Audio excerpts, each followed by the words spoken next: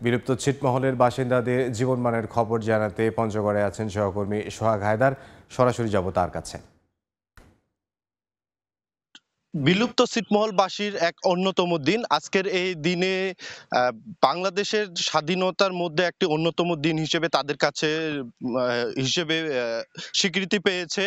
মূলত যে কারণে পেয়েছে ২০১৫ সালের ৩১ জুলাই মধ্যরাত ১২টা ১ মিনিটে কিন্তু এই এলাকা পঞ্চগড়ের বিলুপ্ত ছিটমহলগুলো কিন্তু স্বাধীন হয়েছে। কারণ মুজিব ইন্দিরার যে চুক্তি রয়েছিল সেই চুক্তি ২০১৫ সালে কিন্তু এই দিনটিতে প্রধানমন্ত্রী শেখ হাসিনা কিন্তু বাস্তবায়নের মধ্য দিয়ে ছিটমহলবাসীদের একটি পরিচয় দেয়, তাদের বাংলাদেশের নাগরিকত্ব দেয়। আমি জানিয়ে রাখি যে বাংলাদেশের স্বাধীনতার যে সময়টি ছিল সেই সময়টিতে তৎকালীন প্রধানমন্ত্রী বঙ্গবন্ধু শেখ মুজিবুর রহমান এবং ভারতীয় যে তৎকালীন প্রধানমন্ত্রী ইন্দিরা গান্ধী রয়েছিলেন তাদের মধ্যে একটি চুক্তি স্বাক্ষরিত হয়। কারণ বাংলাদেশের অভ্যন্তরে ১৬২টি যে ছিটমহল ছিল এবং ভারতের অভ্যন্তরে বাংলাদেশের যে ছিটমহলগুলো ছিল সেগুলো কিন্তু একটি অচুক্তির মধ্যে রয়েছিল। সেখানকার বাসিন্দারা কিন্তু তাদের যে পরিচয় সেটি কিন্তু পাচ্ছিল না।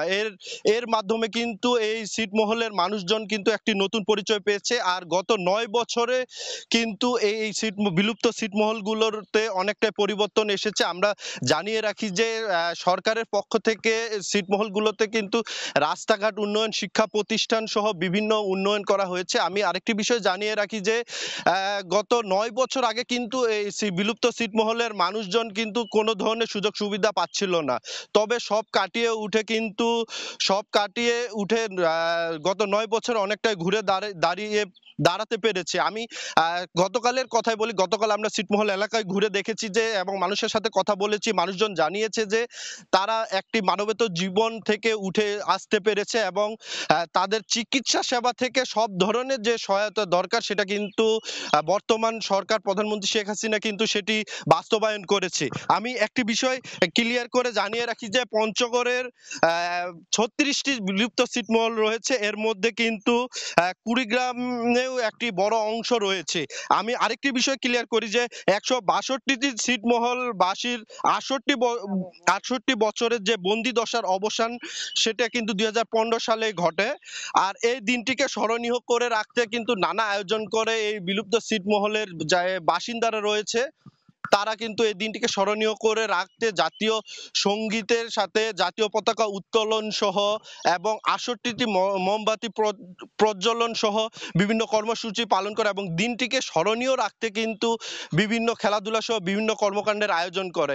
আমরা অনেকের সাথে কথা বলেছি বিলুপ্ত ছিটমহলের, অনেকেই বলছেন যে তাদের যে জীবন মান রয়েছে সেটা কিন্তু অনেকটাই ঘুরে দাঁড়িয়েছে। কারণ একসময় এই অঞ্চলের মানুষ যারা রয়েছে তারা কিন্তু তাদের পরিচয় গোপন রেখে জেলা শহর পঞ্চগড়ের যে জেলা শহর সেখানে আসতে হয়েছে এবং অনেকেই কিন্তু তাদের সন্তানরা চিকিৎসা থেকে শুরু করে এবং পড়াশোনায় কিন্তু অনেকটাই পিছিয়ে ছিল।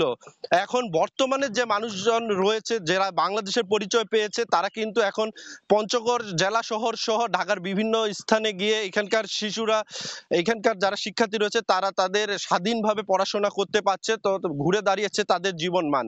তো এ ছিল আমার কাছে পঞ্চগড়ের আজকের ১লা আগস্টকে ঘিরে তাদের নবম বছর পূর্তি এবং ১০ম বছরে পদার্পণের সর্বশেষ খবর। সোহাগ হায়দার, পঞ্চগড় থেকে।